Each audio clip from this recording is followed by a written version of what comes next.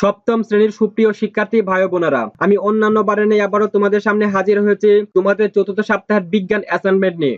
তো তোমাদের এ সপ্তাহের অ্যাসাইনমেন্টটি দেওয়া হয়েছে তোমাদের পাঠ্য বইয়ের ষষ্ঠ অধ্যায় থেকে, এবং অ্যাসাইনমেন্ট হিসাবে একটি সৃজনশীল প্রশ্ন দেওয়া হয়েছে। একটি উদ্দীপক দিয়ে প্রশ্ন করা হয়েছে, মৌলিক পদার্থ কাকে বলে, অণু ও পরমাণুর মধ্যে পার্থক্য লিখো। উদ্দীপকে উল্লিখিত পদার্থগুলোকে প্রতীক ও সংকেতের সাহায্যে প্রকাশ করে মৌলিক পদার্থ ও যৌগিক পদার্থ আলোচনা করো। উল্লিখিত পদার্থগুলোর মধ্যে কাকে সার্বজনীন দ্রাবক বলা হয় কারণ বিশ্লেষণ করো। তারপর একটি সংক্ষিপ্ত প্রশ্ন দেওয়া হয়েছে। সংক্ষিপ্ত প্রশ্নটি হলো, চিনিকে কেন যৌগিক পদার্থ বলা হয়। এই ছিল তোমাদের প্রশ্ন। এখন আমরা এই প্রশ্নগুলোর উত্তর করব। এর আগে একটি কথা বলে নিতে চাই, আমরা আমাদের এই চ্যানেলে তোমাদের যে অ্যাসাইনমেন্ট গুলো উত্তর দিয়ে থাকি সেগুলো শতভাগ নির্ভুল এবং অনেক স্ট্যান্ডার্ড উত্তর। তো তোমরা যদি এই উত্তরগুলো তোমাদের খাতায় যথাযথভাবে উপস্থাপনা করো তাহলে তোমরা অবশ্যই সর্বোচ্চ মার্কস পাবে।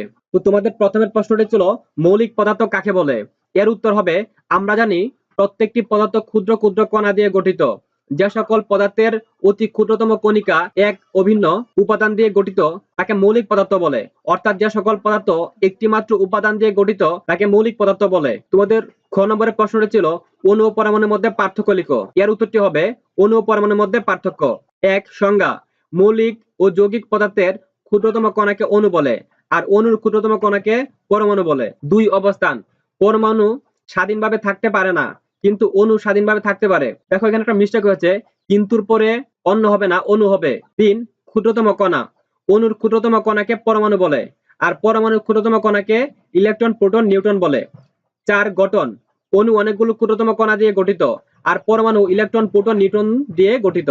পাঁচ, দুই বা ততোধিক একই ধরনের পরমাণু মিলে একটি মৌলিক পদার্থ গঠন করে, আর দুই বা ততোধিক ভিন্নধর্মী পদার্থের পরমাণু মিলে একটি যৌগিক পদার্থ গঠন করে। পরমাণু। ছয়, পরমাণু প্রতীক দিয়ে চিহ্নিত করা হয়, আর অণু সংখ্যা দিয়ে চিহ্নিত করা হয়। তো এই ছিল তোমাদের খ নম্বরের প্রশ্নের উত্তর। এখন আমরা তোমাদের গ নম্বরের প্রশ্নের উত্তরটি দিব। তোমাদের গ নম্বরের প্রশ্নটিতে বলা হয়েছিল, উদ্দীপকে উল্লিখিত পদার্থগুলোকে প্রতীক ও সংকেতের সাহায্যে প্রকাশ করে মৌলিক ও যৌগিক পদার্থ আলাদা করো। তো আমরা যদি উদ্দীপকটি দেখি তাহলে বিষয়টা বুঝতে পারবো। তো তোমাদের উদ্দীপকটিতে বলা হয়েছিল, লিথিয়াম, পানি, খাবার লবণ, চক, কার্বন, চুন, নাইট্রোজেন, পটাশিয়াম, অক্সিজেন, আয়োডাইড, লোহা, ক্লোরিন ইত্যাদি কিছু পদার্থ। অর্থাৎ উদ্দীপকে তোমাকে যে পদার্থগুলো দেওয়া হয়েছে সেই পদার্থগুলো আলাদা করতে বলা হয়েছে। তো এখন আমরা এগুলো আলাদা করে লিখবো। তো আমরা প্রথমে লিখেছি মৌলিক পদার্থ সমূহ। পদার্থের নাম, লিথিয়াম, প্রতীক Li, সংকেত নাই। কার্বন, প্রতীক সি, নাই। নাইট্রোজেন, প্রতীক N, সংকেত N2, টুটা কিন্তু নিচে হবে, একসাথে নয়। অক্সিজেন O2, টু নিচে। লোহা Fe, নাই। ক্লোরিন CCl2, টু নিচে। পটাশিয়াম K, আয়োডাইড I, এই দুটোর সংকেত নাই। যৌগিক পদার্থ সমূহ। পদার্থের নাম, সংকেত। পানি H2O, H এর পরে টুটা হবে নিচে।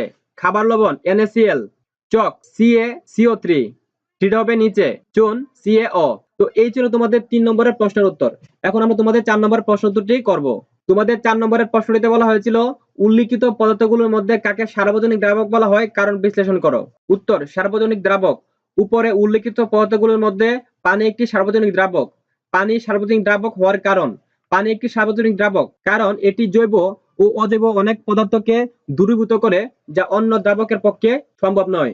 এখন আমরা একটি পরীক্ষার মাধ্যমে জানবো পানি সত্যিকার অর্থে সার্বজনীন দ্রাবক কিনা। পরীক্ষণের নাম, পানি সার্বজনীন দ্রাবকের কারণ বিশ্লেষণ। প্রয়োজনীয় উপকরণ, পানি, টেস্ট টিউব, নানা রকম পদার্থ যেমন খাবার লবণ, সোডা, টেস্টিং সল্ট, বিট লবণ, ফিটকিরি, চিনি, ভিনেগার, spirit, vitamin C tablet, glucose ইত্যাদি। পরীক্ষণের পদ্ধতি, 1, প্রথমে আমরা টেস্ট টিউবে 5 মিলিলিটার এর মতো পানি নিব।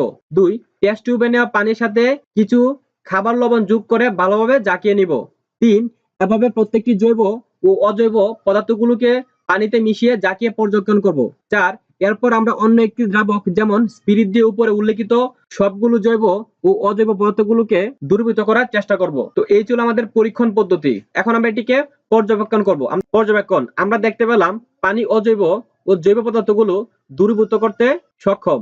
2, অন্য দ্রাবক স্পিরিট উপরে উল্লেখিত জৈব ও অজৈব পদার্থের মধ্যে সবগুলোকে দূরীভূত করতে পারেনি। সিদ্ধান্ত, যেহেতু পানি সবগুলো জৈব ও অজৈব পদার্থকে দূরীভূত করতে সক্ষম, সেহেতু আমরা পানিকে সার্বজনীন দ্রাবক বলতে পারি।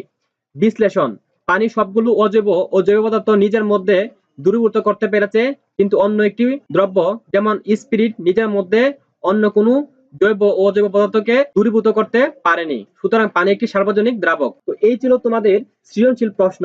এখন আমরা সংক্ষিপ্ত প্রশ্নের উত্তরটি দেওয়ার চেষ্টা করব। তোমাদের সংক্ষিপ্ত প্রশ্নে বলা হয়েছিল চিনিকে কেন যৌগিক পদার্থ বলা হয়। উত্তর, চিনিকে যৌগিক পদার্থ বলার কারণ, যৌগিক পদার্থের সংজ্ঞা থেকে আমরা জানতে পাই যে সকল পদার্থ অনেকগুলো মৌলিক পদার্থের ক্ষুদ্রতম কণা অর্থাৎ পরমাণু দিয়ে গঠিত সেগুলোকে যৌগিক পদার্থ বলে। মৌলিক পদার্থকে রাসায়নিকভাবে বিশ্লেষণ করলে অন্য কোনো বস্তুতে রূপান্তরিত করা যায় না। আবার যৌগিক পদার্থকে রাসায়নিকভাবে বিশ্লেষণ করলে একাধিক মৌলিক পদার্থ পাওয়া যায়। চিনিকে রাসায়নিকভাবে বিশ্লেষণ করলে CHO মৌলিক পদার্থ পাওয়া যায়, তাই চিনিকে যৌগিক পদার্থ বলা হয়। তো এই ছিল তোমাদের সপ্তম শ্রেণীর চতুর্থ সপ্তাহের বিজ্ঞান অ্যাসাইনমেন্ট। আমরা এই অ্যাসাইনমেন্টটি অনেক সুন্দর করে সাজিয়েছি। তুমি যদি পরিপূর্ণভাবে লিখতে পারো তাহলে তুমি অবশ্যই সর্বোচ্চ মার্কস পাবে। তোমাদের অন্যান্য অ্যাসাইনমেন্ট গুলো আমাদের চ্যানেলে দিয়ে দেওয়া হয়েছে, তুমি চাইলে সেগুলো দেখে নিতে পারো। তো ধন্যবাদ সবাইকে এতক্ষণ আমাদের সাথে থাকার জন্য।